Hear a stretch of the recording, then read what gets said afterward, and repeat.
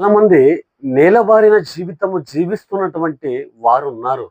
మీరు ఒప్పుకున్నా, ఒప్పుకోకపోయినా మీ జీవితం ఎలా ఉందంటే నేలబారినటువంటి జీవితము. యేసుక్రీస్తు వారు చెప్పారు, మీరు ప్రత్యేకంగా జీవించాలి అని.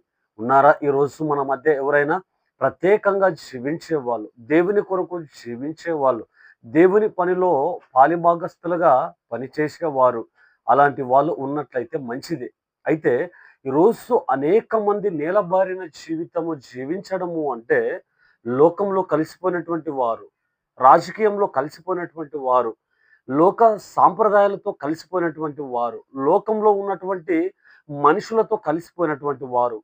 అలాంటి జీవితాన్ని దేవుడు కోరుకోవడం లేదు గానీ, గద్దను మీరు చూస్తే ఆ గద్ద ఎప్పుడు గూడా నేలబారు జీవితము జీవిస్తున్నటువంటి పక్షులు ఏవైతే ఉంటాయో వాటితో జత కట్టదు.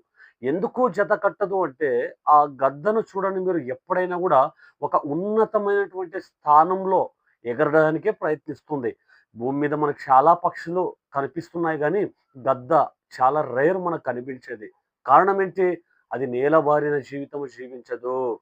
అది ప్రత్యేకంగా జీవిస్తది. ఈరోజు నువ్వు, నేను, మనము గూడా మన సంఘంలో, మన కుటుంబంలో, ఉద్యోగంలో, వ్యాపారంలో, వ్యవసాయంలో అన్ని రంగాల్లో ప్రత్యేకంగా జీవించాలి. అలా జీవిస్తే నువ్వు దేవుని కొరకు వాడబడినట్లుగా. ఒకవేళ అలా నేను జీవించను, మీరు ఎంత చెప్పినా ఇంతే అంటే నిన్నెవ్వరు గూడా మార్చలేరు.